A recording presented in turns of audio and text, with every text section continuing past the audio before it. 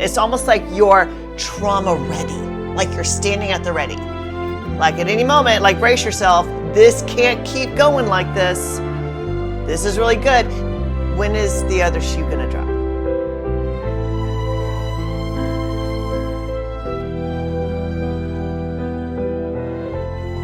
I am so excited because I am starting a brand new, well, I was gonna say like, it's a new subject and we're kind of like diving into something cool today. And of course, I started doing all my notes and it's like, I think this is gonna be another series because there's so much here. And I wanna talk with you for just a moment about what's normal for you. So welcome to the Irreverent Women Bible Study Club. This is where everything goes. Everything's allowed. There's no shame. There's no condemnation. There's no religion. There's digging into the word and understanding how to put it to work in your life. So I'm down for that. You're down for that. Like attracts like. So let's get this party started.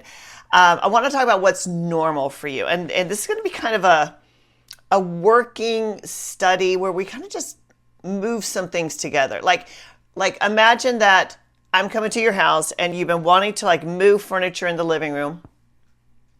And I show up, roll up my sleeves, and it's like, all right, let's move the furniture. You get on that end, I'm getting on that end. Let's move some things around. So I think this is where we're going to invite the Holy Spirit in, as we always do. I'll get some water. But he's going to move some furniture around in your life, in your mind. And I want you to go ahead and welcome that. Like go ahead and like, all right, Holy Spirit's going to come over to my house and he's going to move some things around. It may not be a sofa. It may be a subconscious belief I've been holding on to since I was 8 years old. But he's going to move some things around in my life. Now, I want to ask you, really think about this. What is normal for you? Go through the day and think about what's normal in the way I wake up? What's normal in the foods that I eat? What's normal in the energy that I hold and the patterns that I've established every day? What's normal in the things that I watch, the things that I read, the things that I consume, the things that I put out there? What's normal in my conversations? What's normal in the way I dress? And the thing is, normal is created incrementally over time. So it just becomes our state. And the more dangerous thing is we think there's nothing we can do about it. So I remember when I had my first child, and you guys know I have 7 kids, but when I had my first child, I remember spending about a good 4 months wondering, when is my life going to get back to normal? And for all of you women who have had children, you know that, yeah, nope. This is the new normal, right? Like this is the new normal. And so we have to understand that we can't go back. This is the new normal. And what I want you to decide right now is I want to create a life that I don't want to go back from. Like I remember wait, I'm never going to sleep through the night again? What is this about? I'm going to have to deal with all the confusion and all the second guessing and all the self-doubt. Yep, all of that. And so after a while, the things that we tolerate become our life. And God downloaded this idea this week of what if we could create a new normal. So that's what we're going to use today, is what if we could create a new normal.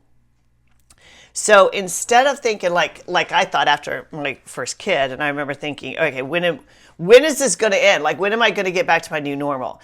I want you to think about that, because sometimes when good things happen in your life, and you tell me if I'm wrong, I may be wrong here, but when good things start to happen in your life, and when there's a chain of events that's like, oh, this is amazing, this is super cool, this is awesome, there's a part of your brain, and you tell me if it's not there, that says, when is the other shoe going to drop? When is the bad thing going to happen? When is this going to come to an end? It's almost like you're trauma ready, like you're standing at the ready. Like at any moment, like brace yourself. This can't keep going like this. This is really good. Think about if you're having problems with your marriage and you're getting along, you're having great sex, you're just like, everything's awesome, you love being together. There may be a part in your brain that's like, all right, well, when's he going to show his true colors? When's it going to happen? Or maybe you're staying on top of your money and your bills are getting paid and more money's coming in. You're like, this is awesome. When is that bill going to come? When is the money going to stop? And so we have to think those subconscious beliefs are what is keeping you at the state where you are. So we can either live a life as a thermometer or a thermostat. And if you've been with me for more than 5 minutes, I probably already shared this illustration with you, but I really want you to listen, even if you've heard it 1,000 times. Because it's so important that we understand the power we have, not just as a woman, but as a child of God, the power we have to change not just our world, but the world around us. So when you are a thermometer, y'all, can I just go off an ADHD trail really quick? I need to tell you something.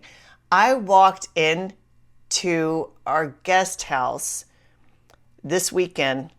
It was 87 degrees.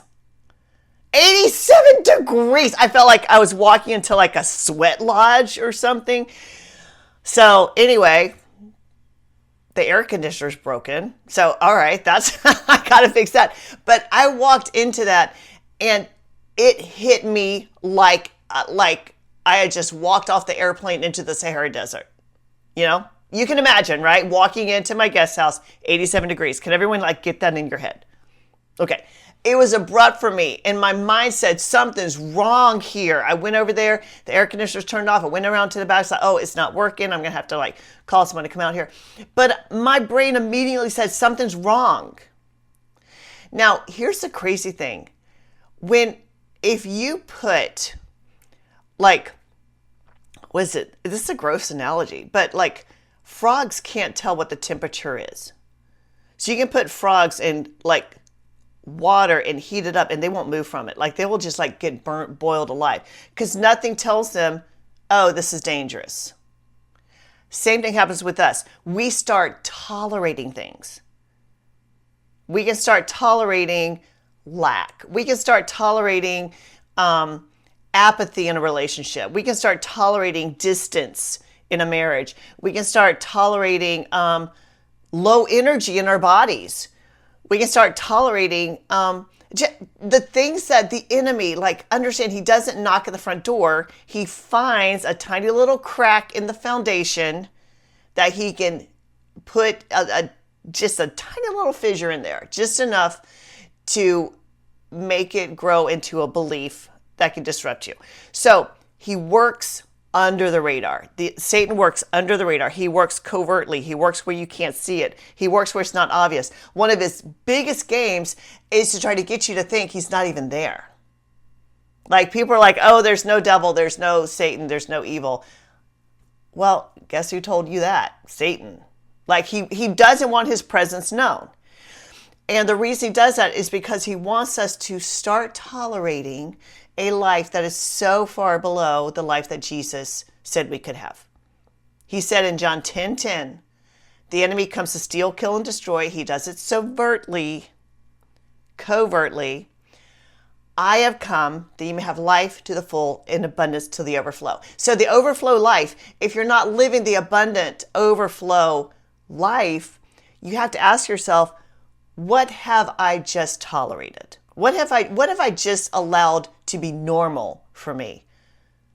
Was there a time when you're like, oh, I used to have so much energy and I used to do all these activities. I used to go out. What happened? I used to be whatever. You can fill in the blank. Or maybe you never were like that, but you think it's unattainable. Well, I'll never have that kind of money. I'll never have that kind of body. I'll never have that kind of energy or that kind of marriage. What have you tolerated that has become normal in your life? The thermometer is just telling you what the temperature is.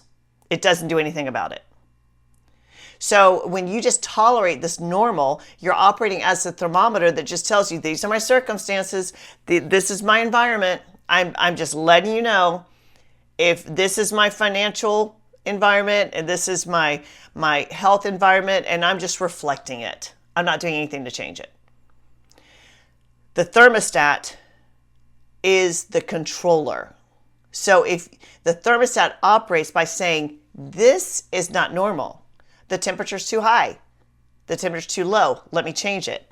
Now, the enemy wants you to lower the level of your life to a place that's not bad enough that you do anything about it, but not good enough to live the life that Jesus died for you to have. Now, I really want you to think about it.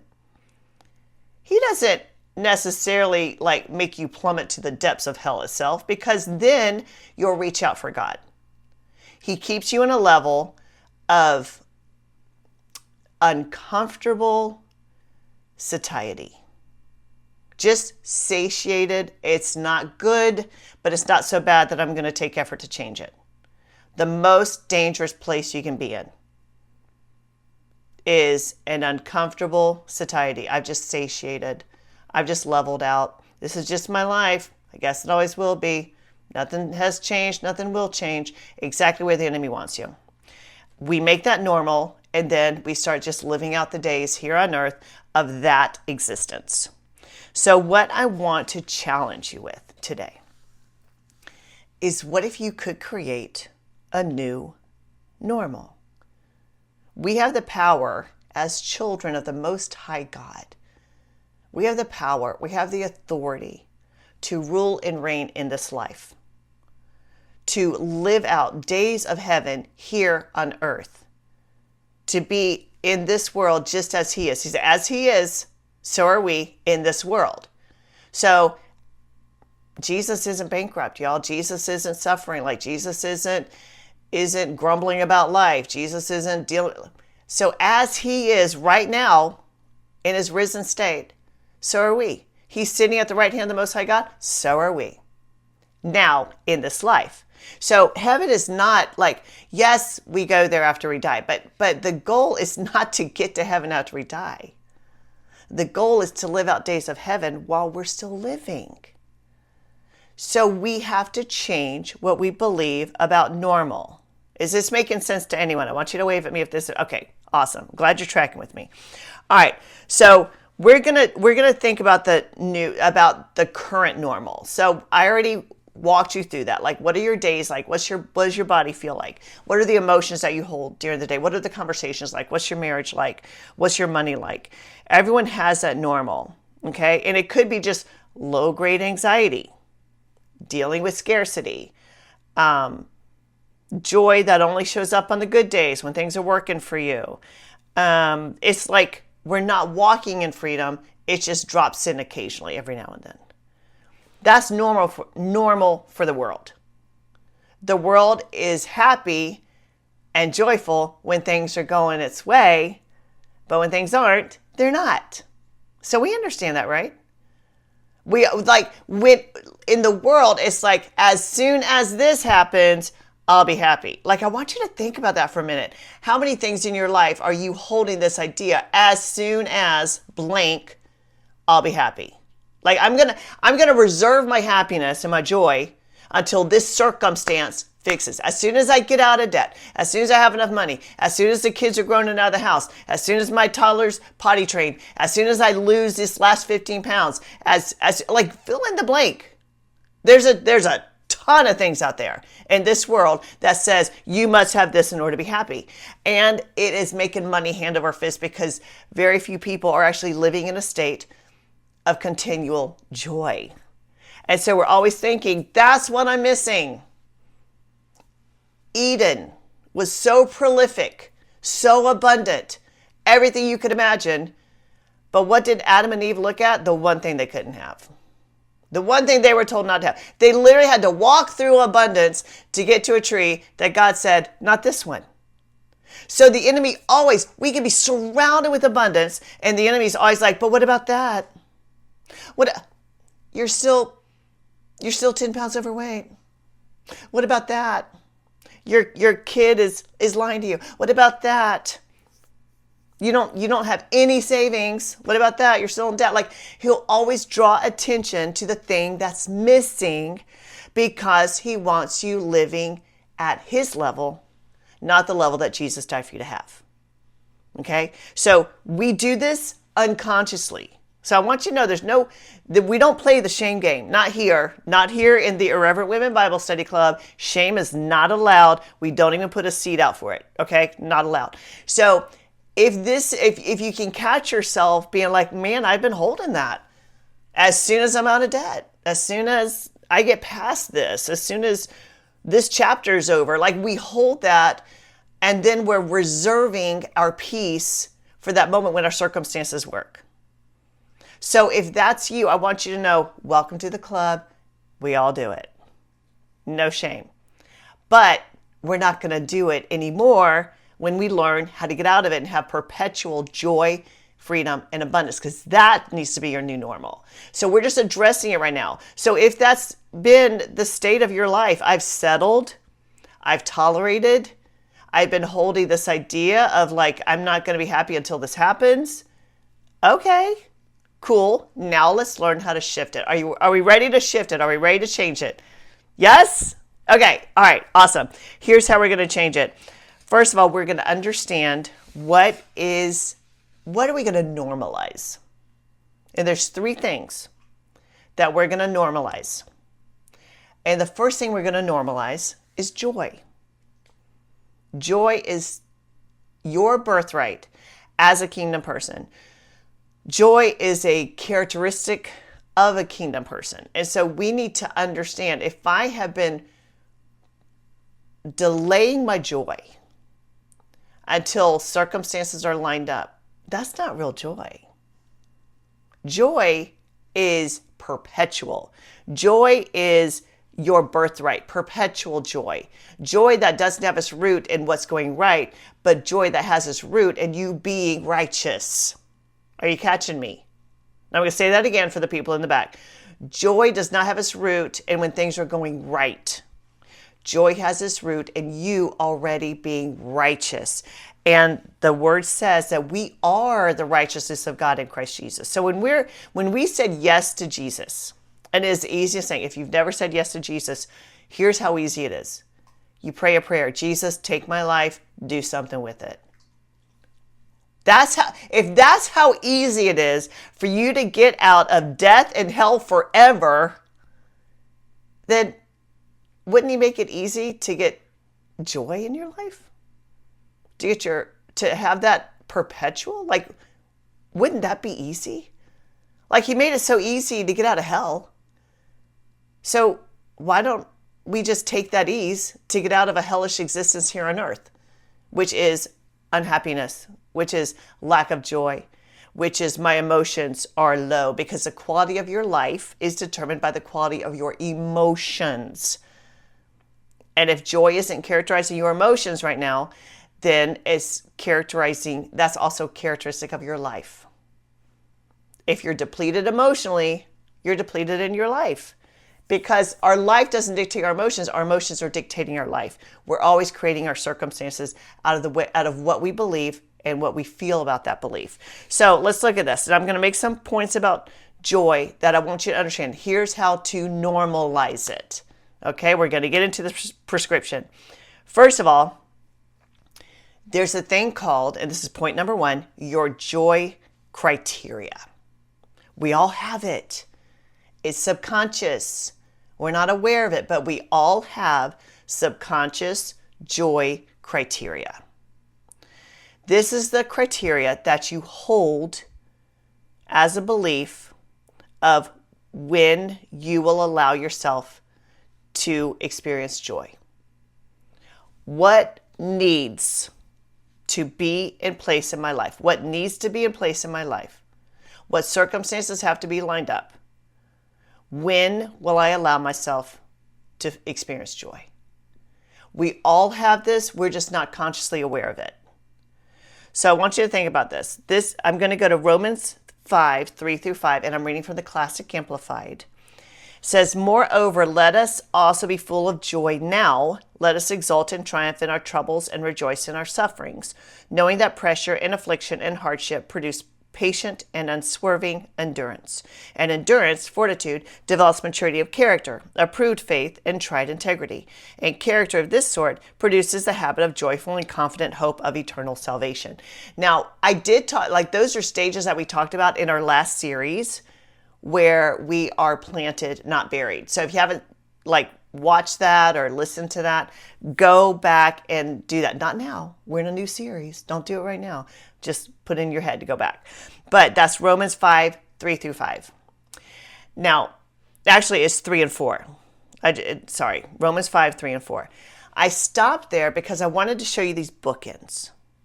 At the very end, it says that this process will produce a habit of joy. Okay? A habit of joy. What is a habit? It's something you do all the time that you're not even aware of. Anyone have some really good habits? Like I have really good habits. I have to get up and I have to walk my dogs at least 3 miles every morning. Like that's a good habit. I don't feel right when I haven't done it. It's just a habit. I don't have to consciously be aware of it. Anyone have some bad habits? Okay, something about, let me turn on the TV and chill after everything, after I've worked so hard. It's like, I need to, there are some habits we need to break. I don't need television. I don't need to have that cookie every day. I don't, some habits, come on.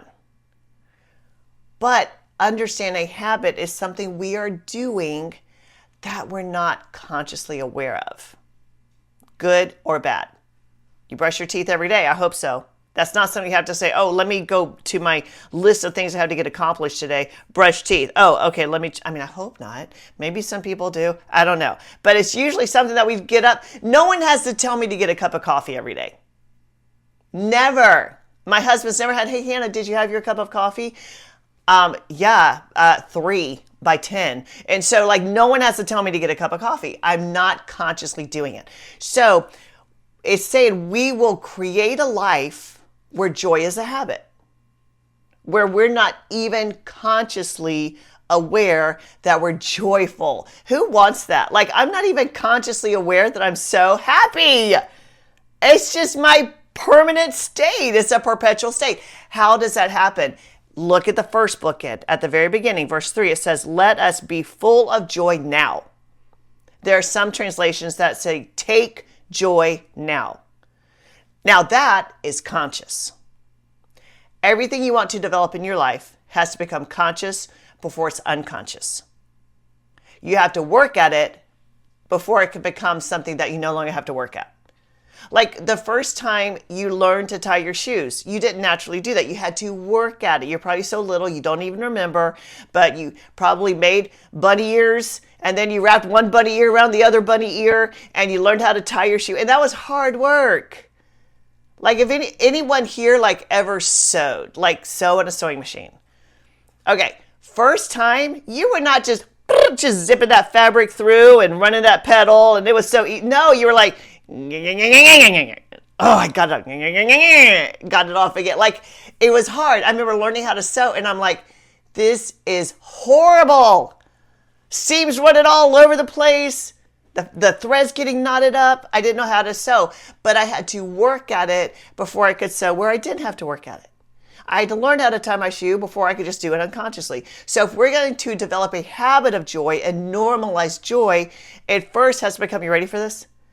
It first has to feel abnormal.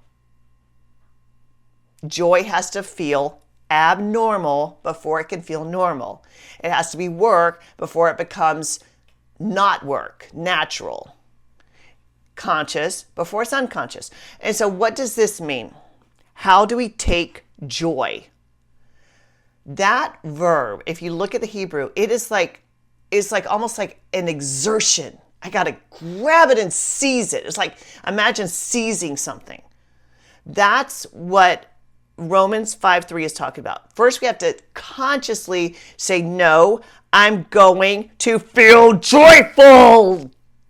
Damn it. It feels that abnormal. But here's how you do it. You have to think about what you're thinking about. It's called metacognition. I'm going to stop. Okay, let's say you're feeling like crap. You're not happy. You're frustrated. Anyone here ever said, I'm mad, but I don't know what I'm mad about? Anyone here ever felt that? Or is that just me? Like my husband would be like, are you okay? I'm like, I think so, but I don't know. Something's bothering me, but I don't know what's bothering me. So when that happens, you're not experiencing joy. So we need to stop, collaborate, and listen. Ice is back with a brand new invention. No, okay, stop, collaborate with your head. Listen to what you're thinking about. Think about what you're thinking about. What am I thinking about? Am I worried about something? Was I angry at someone and I'm rehearsing that in my head? Because we're doing all this stuff unconsciously. So we need to make it conscious first. What was I thinking about? That. And sometimes when you figure out what it is, you're like, oh my God, that was so small. It was so meaningless. It was so little, but it was just enough for Satan to irritate you and get that joy out of your life. So we have to stop and then think about what we're thinking about and then choose the thought. And that is conscious. That's how you take joy. So you can either receive and live with your current thought pattern, which is not making you happy, or you can say, you know what, I am choosing today to cast this out, put it down. This thought is not mine anymore. But then we have to fill the space. We choose the thought that fills the space. That will create more peace in our lives, more joy in our lives. And sometimes, you know what? I had this amazing session with a client a little while ago. And she's in tears, incredible transformation. Her life has changed. We just broke through all this like belief that had her in bondage since she was a child. And guess what new thought she had? You ready for this profound thought that created joy that felt so big in her life she could feel it vibrate through her skin? I'm okay. I'm okay. It doesn't have to be something like super spiritual. It doesn't have to be something that we pull from the Bible and put our name on it. I mean, that's all good. But sometimes it's like knowing the love of God, knowing your love to such a place where you can love yourself and you can say, I'm good. I'm good. That's how we take joy now. We find the thought that gives us that feeling of joy. I'm good. I'm safe. I'm covered. Everything's working out for me. I don't have to see it to walk into it. Like everything's working out for me. And sometimes we have to get a little delusional. I don't know about you, but faith for me looks like Delulu land. Sometimes it just does. It looks like I'm living in Delulu land. And people say, Hannah, you live in a bubble. Hannah, you're delusional. Hannah, you need to be more realistic. Hell no, I do not. That is one thing I will not ever do is be realistic. I'm going to live in this. You call it a delusion. I call it God's word. I'm going to live out the promises of God and know that if I'm not feeling it now, I'm just walking into it. Call it delusion, call it whatever. But if you experience joy as a result, why not? Come in my bubble. There's room in my bubble for everybody. Okay. I love it in my bubble. It's so awesome. We have great snacks. We have cocktails on the weekend. We play awesome music. A lot of times it's 80s. So welcome to my bubble. It's awesome here. So maybe you need to just nurture that bubble, that joy bubble that you're like, I don't care what people think about me. I am going to live out God's promises. And if he says, take joy, I'm going to get to that place where I can, because I can work with my mind. It's my mind. They're my thoughts, and I can do something with it. When we step into that power and authority, things change. But we have to understand, like, what if the only joy criteria I need right now is that I'm okay? What if that's what I took a breath. I'm alive. I woke up on this side of the ground. And then you can level up. All things are working for me. My life is characterized by abundance. Like, you can level up those thoughts, but sometimes it's getting grounded and I'm okay right now. Everyone got that? That can be our new joy criteria. Not, I'll be okay when blah, blah, blah. I'm okay. I'm okay right now. No matter what, I'm okay. All right, so let's move on to point number 2. Joy is fruit. Joy is fruit. There's a reason that the Bible always compares God's kingdom to a garden and not a grocery store.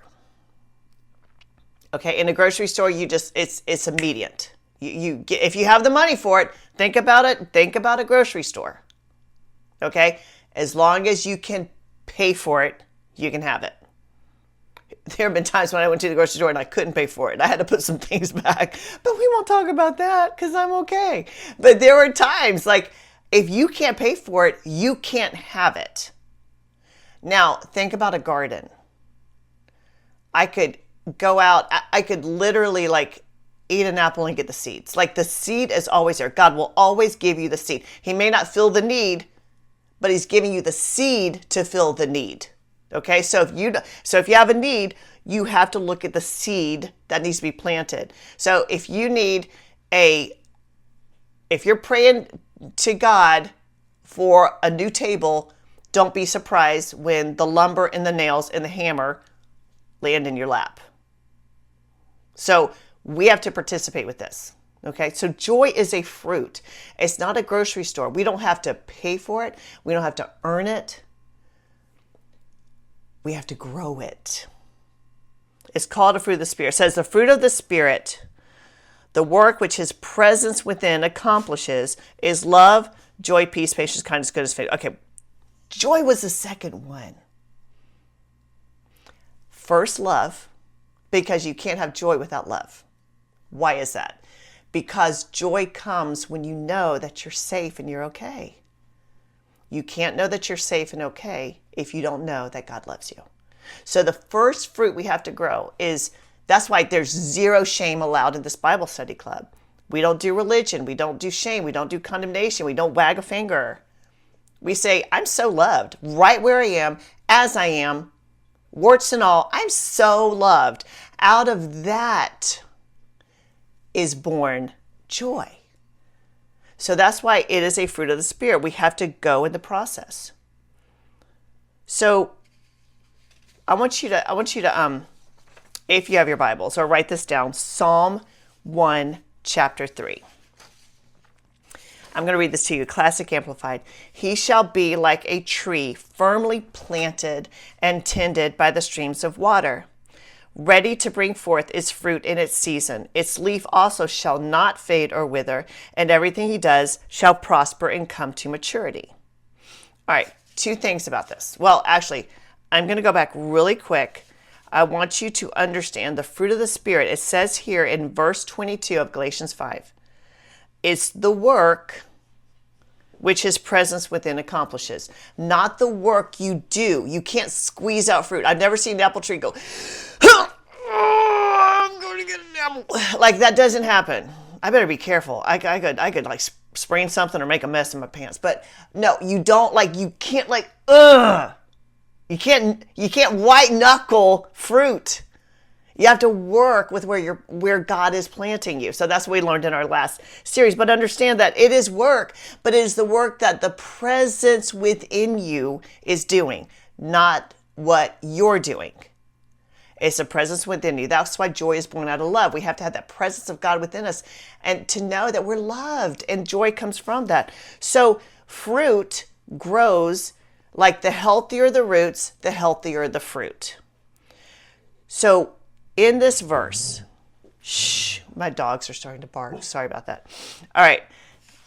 Do you guys hear my dogs? Or okay, they're like doing that kind of bark, like, I swear to you, bird, I will kill you if you laying on this ground. Doing that kind of bark. You know, there's this bird feeder outside, and they're like, I'm gonna kill you. I'm gonna kill you dead. So it's kind of quiet, so I'm glad you can't hear it. But, okay, go back to Psalm 1:3. Are you guys, thank you for tolerating me, first of all, because I know how wacky this Bible study gets sometimes.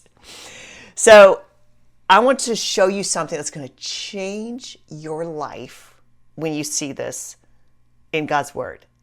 Because no one ever talks about this. It's totally glossed over. Churches don't mention it. We get so indoctrinated in this world that we have to, that we wax and wane, the good, the bad. That's why we tend to think when things are going well, remember at the very beginning, I said sometimes your brain is like, well, something's going to pop any minute. I'm just waiting for that bill. I'm just waiting for that bad thing to happen.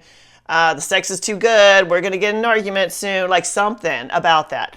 And so we're indoctrinated to believe in this good-bad balance. But I want to show you something. And we even like preach it. We even think, well, this is a season of hardship. Or this is a season where of learning. Yeah, we have those seasons, but that doesn't mean it has to dictate our joy. So it says here, he shall be like a tree planted firmly and tended by the streams of water. So he's not like the fruit is getting its nourishment from where it's planted, what it's soaking up. Ready to bring forth fruit in its season, its leaf also shall not fade or wither. We're like, look at when it's fall, the trees start to change color, the leaves fall, and we know that the trees go bare, and then now the leaves come. Like, we understand that cycle, and we tend to apply it to our lives. That is our lives in a natural sense, but not supernatural. Because supernaturally, that's our true life. We are spirits. We have a soul, and we live in a body. So we are spirits. And a spirit does not have to go through seasons. A spirit is unchanging. A spirit is perpetual. A spirit is eternal. A spirit has no beginning or end. A spirit doesn't wax and wane. A spirit is spirit. So we are like God in man form. Jesus didn't just come to redeem the world. He did, but he also came to show us what it looks like to have that power, the authority, the presence of God, the Spirit of God operating as a human.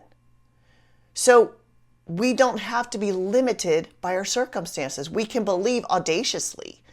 We can have joy perpetually. We don't have to abide by seasons.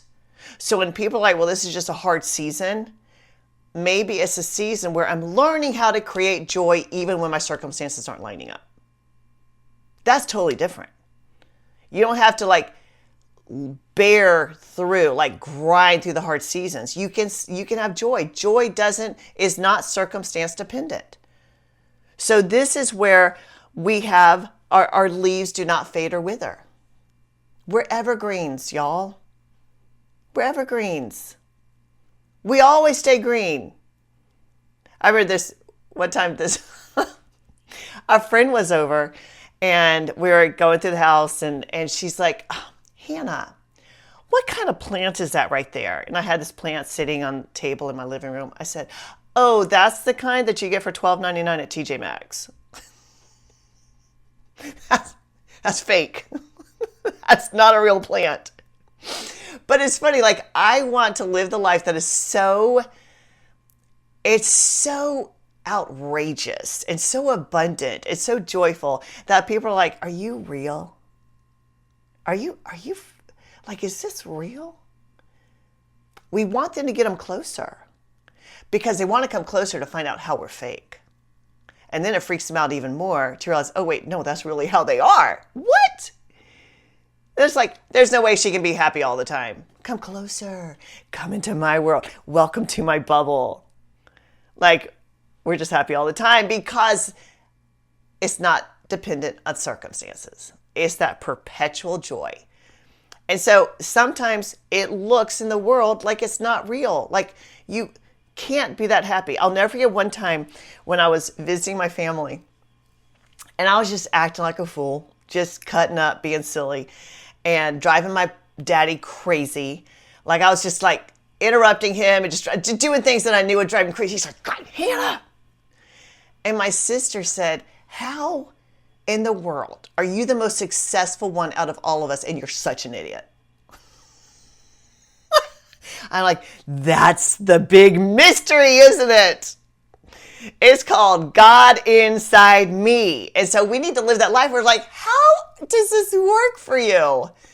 This is crazy. You're like, yeah, welcome to my Delulu land. Come in my bubble. It's crazy here. It's called the covenant of God, where I don't have to work it. It's God working it. It's so different. So joy just becomes your perpetual energy. It becomes like how you're living, and you're an evergreen. You're not subject to seasons because your new normal is always joy. And now the last one I'm going to get to is joy is your strength. And I need you to understand that. Actually, I don't need you to understand that. You need to understand that. Joy is your strength. I'm going to show you something. Think about all the times. Okay, can I step on toes? Because I'm stepping on my toes too, all right? Think about all the times when you tell people you're so busy or you're so tired. Those two words. Like, we're just being honest. How you doing?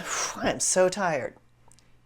Like, I want you to think, next time you say I'm so tired, I want you to do a little body scan like, wait, am I? Or is that just becoming what I say all the time? Or I'm so busy. Are you? Like, let's look and see how much time you spent scrolling online. Let's look at, like, let's really look at your life and your energy and your day and question that. Are you really tired? And you can be like, Hannah, 100% I'm tired. Okay. So imagine you're like, I am so exhausted. I'm so tired. And then I call you and I'm like, oh my gosh, Des, Terry, Leanna, Hope, I'm 10 minutes down the road. I'm going to be at your front door in 10 minutes. I'm going to see you in 10 minutes. I'm so excited. You'd be like, oh shit. You'd be like, oh, throw the dishes in the sink. Get your crap out of there. Kids, you know you would be. And then I'd come to the door. You'd be like, oh my gosh. Hi. It's so good to see you. And you're sweating. You're flushed. You're like, oh my God. You're waving the kids like, get the dog. Clean up the crap. Get that stuff at the bottom of the stairs. I'm just speaking truth. What happened? You were exhausted. You were so exhausted 10 minutes ago. How did you have this burst of energy to run through your house and make a path? You know it happens, and I'm not making that up. What happened was a thought. You interjected a new thought. Hannah's butt is going to be at my front door in 10 minutes. Holy crap. A new thought entered and your energy took off.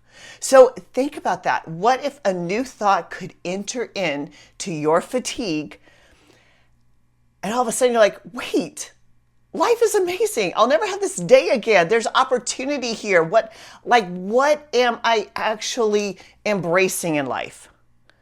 So the reason you're so tired, let me show you this. It says here in Nehemiah 8:10 that the joy of the Lord is your strength. We understand that. Let me show you how this happens. Okay.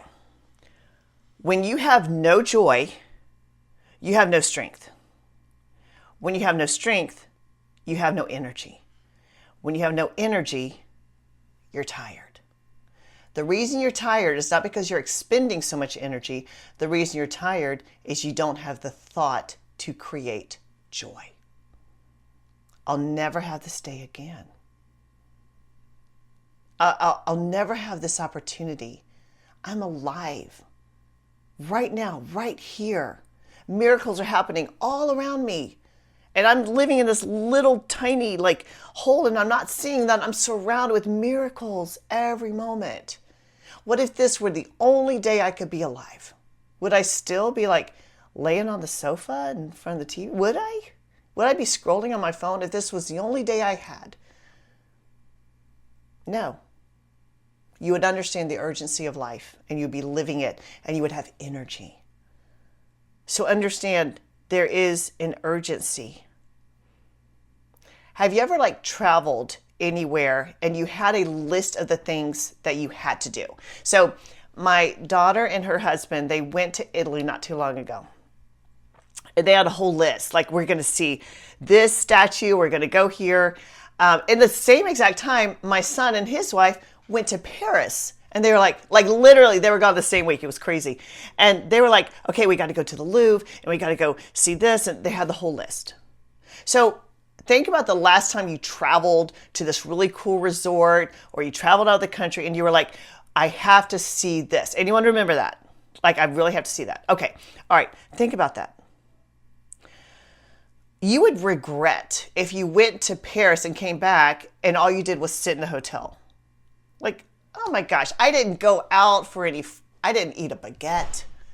I didn't go to the Louvre. I didn't go see, like, I didn't do anything. I was in Paris for a whole week and I didn't do anything. You would be so frustrated. You said, I could have stayed at a hotel here. You're here. You traveled all the way to this earth for this life. You won't get another shot. You won't get another chance. Make that list. While I'm here on earth, I need to blank. What is it? Don't leave anything behind. Do it now. That's where the joy comes. Like, God has given me this opportunity to travel on this earth, a spirit in human form, this one life, no do-overs. This is the big game. Why am I living small? Why am I opting out? Why am I letting fear or doubt make decisions for me? What do I want to do that I haven't dared myself to do yet? And watch your energy go up. Why? Because joy came and camped out. All right, we have a lot more to do, but of course, I ran out of time. So we're going to continue this in our next Irreverent Women Bible Study Club. But until then, I want you to challenge yourself one thing. Challenge yourself to do one bold thing that will create renewed energy, renewed joy, because you're safe, you're good, you're covered, you're here on earth for this one time. Let's make it count. I love you. I'll see you in the next Irreverent Women Bible Study Club.